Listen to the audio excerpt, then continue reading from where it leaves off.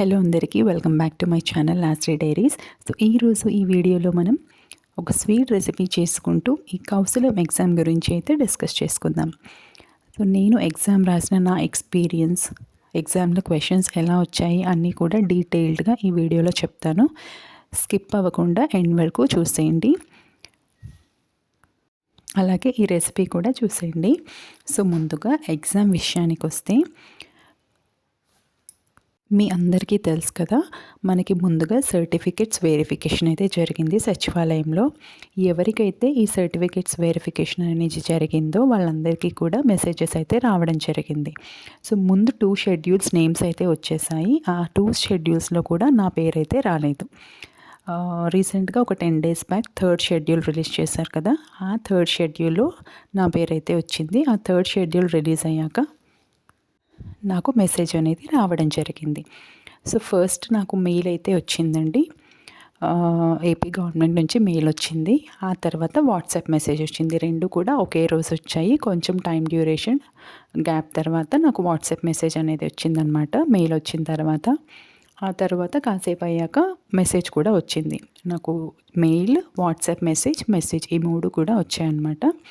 So just before 1 week అనమాట, exam 1 week ఉంది అనగా నాకు ఈ 3 మెసేజ్ అయితే రావడం జరిగింది.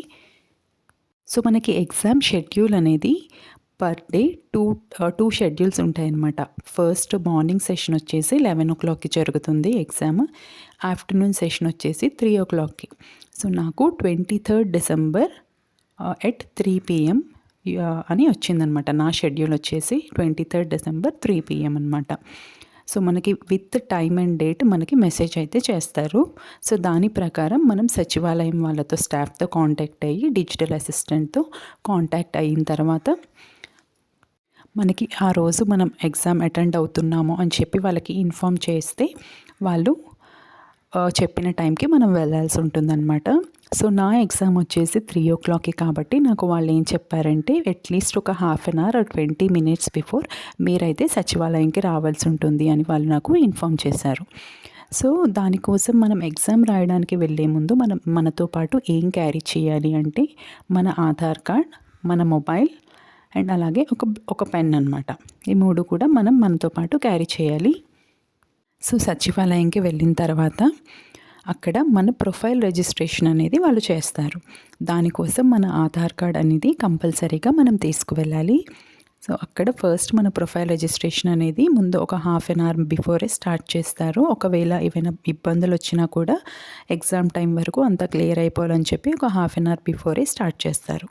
సో ముందుగా మన ఆధార్ కార్డ్ నంబర్ అడుగుతారు. ఆధార్ కార్డ్ తీసుకున్న తర్వాత మన మెయిల్ ఐడి అడుగుతారనమాట. మన మెయిల్ ఐడి అడిగిన తర్వాత మనకి ఒక పాస్వర్డ్ అనేది క్రియేట్ చేసుకోమని చెప్తారు. ఆ తర్వాత మనకి ఓటీపీ అనేది వస్తుంది మన మెయిల్కి. అది మనం వాళ్ళతో షేర్ చేస్తే మన ప్రొఫైల్ అనేది వస్తుందన్నమాట. ఆ తర్వాత అందులోనే మన పాస్వర్డ్ కూడా, మన మెయిల్ ఐడి టైప్ చేసి పాస్వర్డ్ టైప్ చేసిన తర్వాత మన ప్రొఫైల్ అనేది క్రియేట్ అయిపోతుంది. సో ప్రొఫైల్ క్రియేట్ అయిన తర్వాత ఎగ్జాక్ట్ మన ఎగ్జామ్ 3 కంటే ఎగ్జాక్ట్గా 3కే స్టార్ట్ అవుతుంది. సో ముందుగా ఒకవేళ మన 10-15 minutes రిజిస్ట్రేషన్ అనేది ఫినిష్ అయిపోయినా సరే మనకైతే వెయిట్ చేయాల్సి ఉంటుంది అక్కడ. సో నా రిజిస్ట్రేషన్ అయిపోయిన తర్వాత ఒక 15 minutes వెయిట్ చేయమన్నారు. ఎగ్జాక్ట్ 3 o'clockకి మన ఎగ్జామ్ అనేది స్టార్ట్ చేస్తారు. సో అంతకంటే ముందు మనకు వచ్చిన మెయిల్ కూడా వాళ్ళు చూపించమని అడుగుతున్నారు. ఎందుకు అంటే అది వాళ్ళ యొక్క క్లియరెన్స్ కోసం అయితే వాళ్ళు అడుగుతున్నారు. ఎందుకంటే కొన్ని కేసెస్ అవుతున్నాయంట. మెయిల్ ఒకళ్ళది ఎగ్జామ్ వచ్చి రాసిన వాళ్ళు ఒకళ్ళు అలా జరుగుతున్నాయని చెప్పి వాళ్ళు మనకి ఏదైతే గవర్నమెంట్ నుంచి మెయిల్ వచ్చిందో అదైతే చూపించమని అడుగుతున్నారు.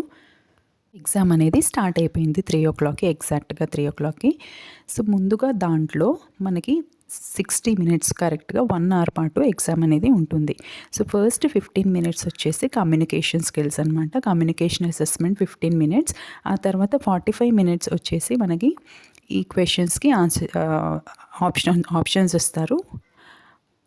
45 minutes అనమాట. 40 క్వశ్చన్స్కి 45 minutes అనేవి ఇస్తారు. సో మనం ఆప్షన్స్ని సెలెక్ట్ చేసుకుని ఆన్లైన్లో ఎగ్జామ్ రాయటమే. సో ఫస్ట్ కమ్యూనికేషన్ స్కిల్స్లో నాకు అడిగిన 3 క్వశ్చన్స్, మనకి 3 క్వశ్చన్స్ అయితే అడుగుతారు. సో నాకు అడిగిన 3 క్వశ్చన్స్ ఏంటో నేను మీతో ఇప్పుడు షేర్ చేస్తాను. సో ఆ 3 క్వశ్చన్స్కి కూడా మనం ఓరల్గా ఆన్సర్ అనేది రికార్డ్ చేయాల్సి ఉంటుంది. సో అందులో నాకు అడిగిన ఫస్ట్ క్వశ్చన్ ఏంటి అంటే, with whom do you spend most of your time at your home? ఇది నాకు అడిగిన ఫస్ట్ క్వశ్చన్. మీరు ఎవరితో ఎక్కువ సమయం కేటాయిస్తారు అనేది నాకైతే అడిగారు ఫస్ట్ క్వశ్చన్. సో ఈ క్వశ్చన్కి మనం ఆన్సర్ అనేది ఇంగ్లీష్లో ఒక 30 సెకండ్స్ రికార్డ్ చేయాల్సి ఉంటుంది. అక్కడ మనకి 30 సెకండ్స్ స్టార్ట్ చేసిన తర్వాత 30 సెకండ్స్ మాత్రమే ఉంటుంది టైమ్. సో మీరు క్వశ్చన్ చూసిన వెంటనే రికార్డింగ్ స్టార్ట్ చేయకండి. క్వశ్చన్ చూసిన తర్వాత టేక్ సమ్ టైం, కొంచెం ఆలోచించిన తర్వాత రికార్డింగ్ స్టార్ట్ చేయండి. ఎందుకంటే మీరు కొంచెం టైం తీసుకున్నా మీకు కొంచెం ఐడియా అనేది వస్తుంది కదా ఏం రికార్డ్ చేయాలనేది. సో అలా కొంచెం టైం తీసుకొని మీరు రికార్డింగ్ స్టార్ట్ చేయండి. 30 సెకండ్స్ తర్వాత మీరు చెప్పిన అది ఆన్సర్ తీసుకోదు, 30 సెకండ్స్ మాత్రమే తీసుకుంటుంది. ఆ తర్వాత మీరు నెక్స్ట్ ఆప్షన్ క్లిక్ చేస్తే మీకు సెకండ్ క్వశ్చన్ అనేది వస్తుంది, సబ్మిట్ ఆన్సర్. ఆ తర్వాత నెక్స్ట్ క్వశ్చన్ వస్తుంది మీకు. సో సెకండ్ క్వశ్చన్ ఏంటి అంటే, నాకు అడిగిన second question, describe about an occasion or a celebration, recent occasion అనమాట. Describe about a recent occasion or a celebration in your family అని అడిగారు. ఒక రీసెంట్ అకేషన్ కానీ సెలబ్రేషన్ గురించి కానీ డిస్క్రైబ్ చేయమన్నారు. సో అది కూడా నేను 30 సెకండ్స్ ఆన్సర్ అయితే రికార్డ్ చేశాను. సో నెక్స్ట్ థర్డ్ క్వశ్చన్ వచ్చేసి, tell us about your family and family members. ఇదైతే థర్డ్ క్వశ్చన్. సో ఈ 3 క్వశ్చన్స్కి కూడా మనం ఆన్సర్స్ అనేవి రికార్డ్ చేయాల్సి ఉంటుంది. వీటికి మనకి 15 మినిట్స్ టైం ఇస్తారు, 30 సెకండ్స్ ఈచ్ క్వశ్చన్కి. కాబట్టి కొంచెం టైం తీసుకొని ఆలోచించి మీరు రికార్డ్ చేయొచ్చు.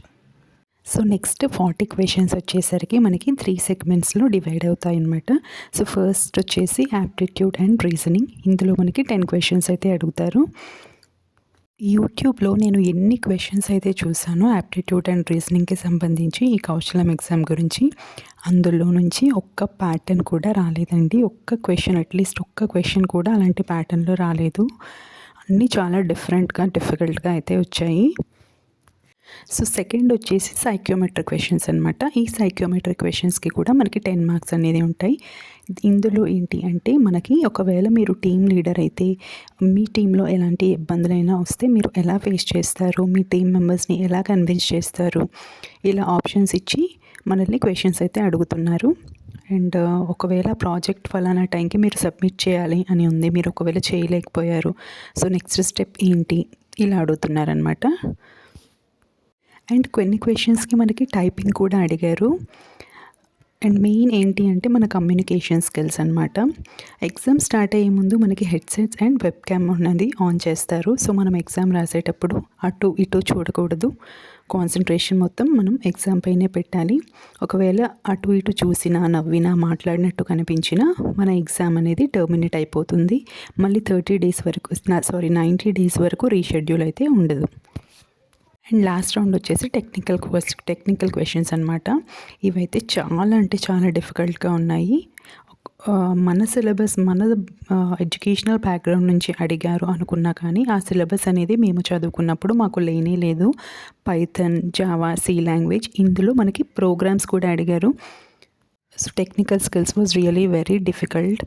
ఒకవేళ మీరు ఎగ్జామ్ రాయాలి అనుకుంటే చాలా అంటే చాలా బాగా ప్రిపేర్ అయ్యి వెళ్ళండి. సో అంతే ఈ వీడియో. సో దీని గురించి నాకు ఫర్దర్గా ఏదైనా ఇన్ఫర్మేషన్ తెలిస్తే నేను మీతో ఖచ్చితంగా షేర్ చేస్తాను. ఆ వీడియో లైక్ చేయండి, షేర్ చేయండి, సో దట్ ఈ ఇన్ఫర్మేషన్ ఇంకొంతమందికి అయితే ఉపయోగపడుతుంది కదా. సో రిజల్ట్ అయితే నాకేమీ చూపించలేదు, నాట్ అవైలబుల్ అని వచ్చింది. కొంతమందికి ఎగ్జామ్ అయిన వెంటనే రిజల్ట్ అనేది డాష్బోర్డ్లో చూపిస్తున్నారు. సో నాకైతే చూపించలేదు. It may take 2 or 3 days time అని చెప్పారు. Thanks for watching the video.